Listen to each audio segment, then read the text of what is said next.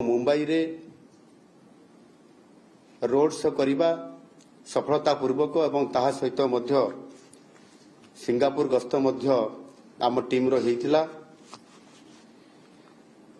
Singapore गस्त समय रे विभिन्न अग्रणी शिल्प संस्था सहित आलोचना करने एवं तांकर जोठी शिल्प प्रतिष्ठा करिसंती से अंचल परिदर्शन करने एवं शिल्पपति मान सहित 1-to-1 कथबार्ता हेबा एवं ताहा सहित मध्य सिंगापुर सरकारंकर विभिन्न विभागर वरिष्ठ मंत्री मान सहित भेट हेबा आलोचना करने ओडिशा को इन्वेस्टमेंट करबा पई आकृष्ट करबा ये समस्त आमर अनुरोध थिला आलोचना थिला एवं परवर्ती पर्याय रे सिंगापुर राष्ट्रपति महोदय को निमंत्रण करी ओडिशा को आसीबा पई स्वतंत्र भाव रे मो निमंत्रण मध्य करिथिली एवं आजी आम कथा को रक्षा करी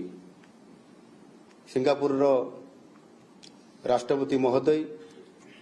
ओडिशा को गतकाली एवं आज 17 और 18 तारीख रे तांकर गस्त रहिला एवं स्वतंत्र भाव रे भारत वर्ष को आसीबा एवं ओडिशा राज्य को स्वतंत्र भाव रे फोकस करिबा एवं आम निमंत्रण को रक्षा करी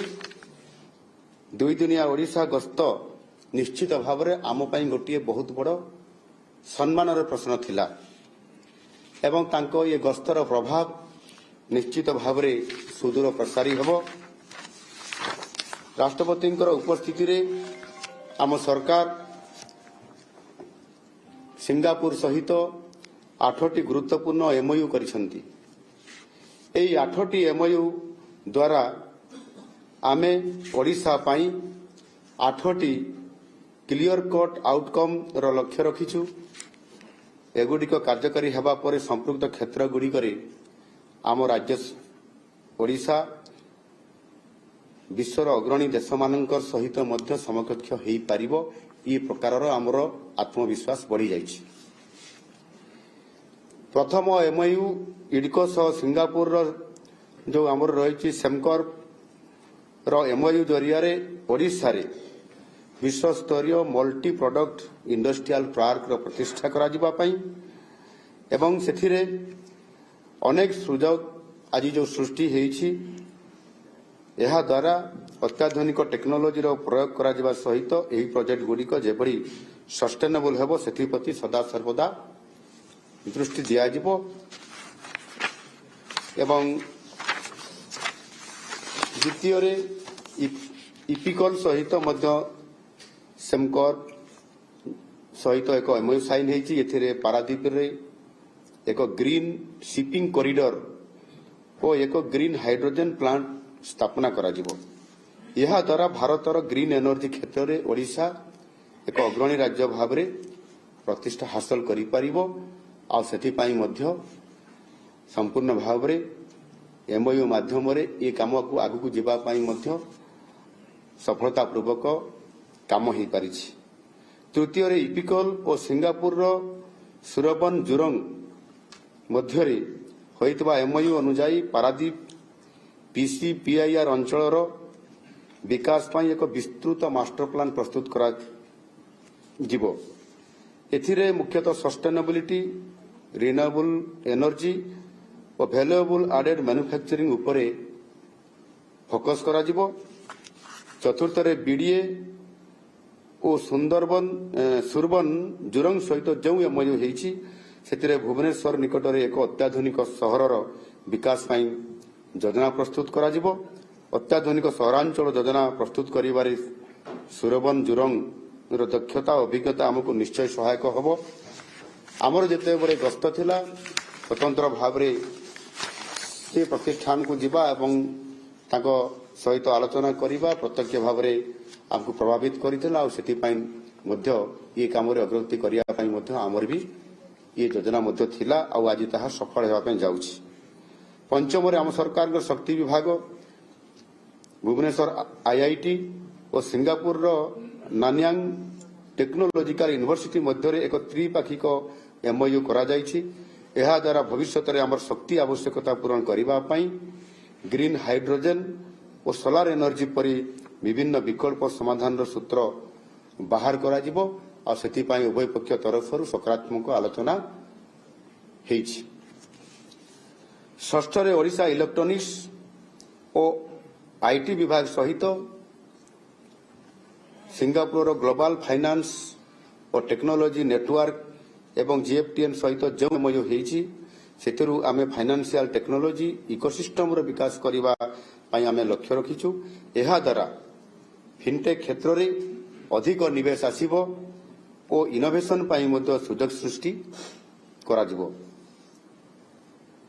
सप्तम रे स्किलिंग क्षेत्र रे आमे यथेष्ट अग्रगति करिछु, किंतु भविष्य रे आवश्यकता को दृष्टि रे रखी ओडिशा रे एक विश्वस्तरीय स्किल वर्कफोर्स प्रस्तुत करिवार आमर लक्ष्य रखा जायछि।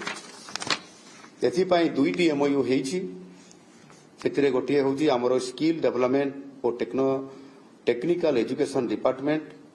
सिंगापुर आईटीईएस रो तांकर सहित गोटिए एमओयू हेछि एवं अन्यटी होछि नान्यांग टेक्नोलॉजिकल यूनिवर्सिटी सहित आईआईटी भुवनेश्वर एवं शक्ति विभाग मध्य आउ गोटे एमओयू करिसंती। एहा द्वारा आईटी आईटीईएस और सेमीकंडक्टर और अन्य अत्याधुनिक टेक्नोलॉजी क्षेत्र में आम युववर्गंकर दक्षता किभली भाव में वृद्धि करा जाई परिबो सेथिपाई तांकर सहित आलोचना सफल आलोचना हेछि एवं याको आधार करिकरी आमे बहुत आशा व्यक्त करूछु जे निश्चित भाव में नुआ सरकार आसीबार ये आमर जो बड़ लक्ष्य थिला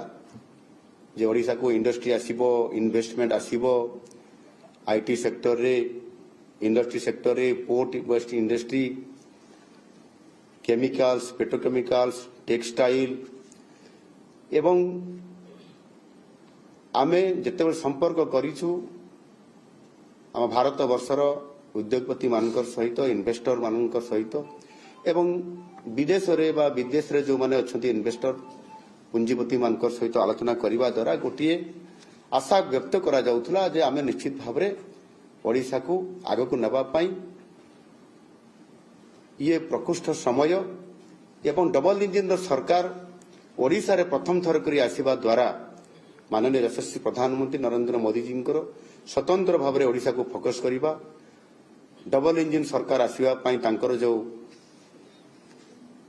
अभिव्यक्ति थिला आ सेही आधार रे आज से ओडिशा को गुरुत्व आरोप करिसंती पूर्वोदयर कथा कहिसंती ओडिशा को फोकस करिसंती। गत 7 मास भितरे ओडिशा को फोकस करबा पई 4 थर तांकर गस्त मध्य हेछि। चलित मासरे पुणी 28 तारीख रे आसीबार कार्यक्रम मध्य अछि जेतेबेले हमर Utkarsh Odisha make in Odisha conclave 2025 रो शुभारंभ हबो। याकु जदि आमे देखिबा वास्तविक आधुनिक सहरांचल ठारू आरंभ करी नूतन सहर प्रतिष्ठा पेट्रोलियम केमिकल्स ग्रीन एनर्जी और दक्षता विकास परी आधुनिक क्षेत्रर विकास पई वर्तमान आमर कार्यक्रम संपूर्ण भाव में प्रस्तुत होइछि। आपण माने जानती जे प्रधानमंत्री प्रत्यक्ष ओडिशा प्रति जेभली भाव में फोकस रही से दृष्टिकोण निश्चित भाव में ये डबल इंजिन सरकार एवं एबे आम सरकार जो आभिमुख्य रही ताहा आगामी दिन में निश्चित भाव में आम ओडिशा को समृद्ध ओडिशा करबा एवं परवर्ती पर्याय एक विकसित राज्य ओडिशा हबो एवं विकसित भारतर मुख्य भूमिका नब ओडिशा एक ग्रोथ इंजिन हिसाब रे जहा माननीय यशस्वी प्रधानमंत्री नरेंद्र मोदी जी तांकर इच्छा अछि एवं तांकर जो लक्ष्य अछि एवं ओडिशा को जेभली भाव में फोकस करूछंती निश्चित भाव में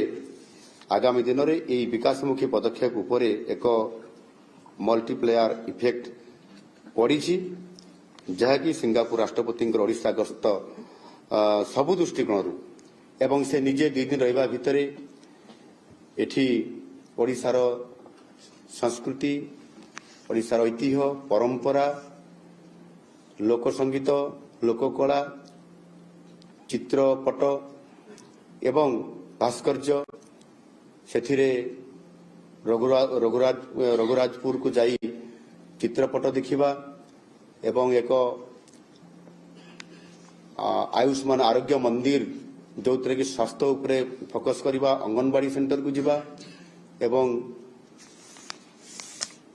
ଆମର ବିଶ୍ୱ ପ୍ରସିଦ୍ଧ କୋଣାର୍କକୁ ଯିବା ଏବଂ ଅତ୍ୟଧିକ ଭାବରେ ଖୁସି ବ୍ୟକ୍ତ କରିକି ଗତକାଲି ମଧ୍ୟ କଳାଭୂମିକୁ ଯାଇକରି ଯେଭଳି ଭାବରେ ସେଠି ମହାପ୍ରଭୁ ଜଗନ୍ନାଥଙ୍କର ତାଙ୍କର ସମସ୍ତ ସେ ସ୍ଥାନରେ ପ୍ରଭୁଙ୍କର ଯେଉଁ ବିଭିନ୍ନ ପ୍ରକାରର ତାଙ୍କର ସଂସ୍କୃତିର ଯାହା ଅଛି ତାକୁ ଦେଖିବା ଏବଂ ଅତ୍ୟନ୍ତ ପ୍ରୀତ ହେବା ଏବଂ ଓଡ଼ିଶାରେ ଯେଉଁ ଆମର ବିଭିନ୍ନ ପ୍ରକାରର ଆମର ପ୍ରଡକ୍ଟ ଅଛି ତାକୁ ଦେଖିବା, ନିଜେ ମାର୍କେଟିଂ କରିବା, ନିଜେ ଭିତରେ ପଶିକି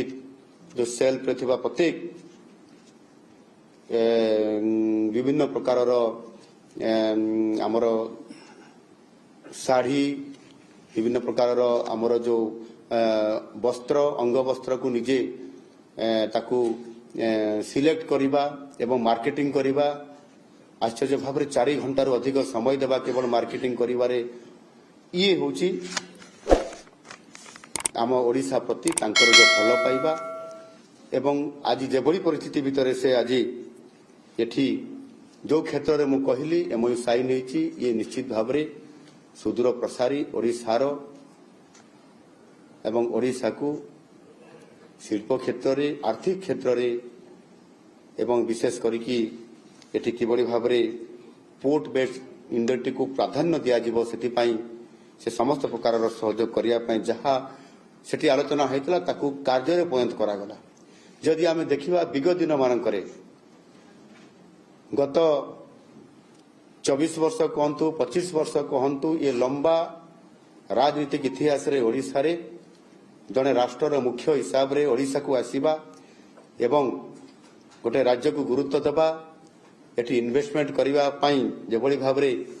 ଗୋଟେ ବନ୍ଧୁତାର ସହିତ ହାତ ମିଳେଇକରି କାମ କରିବା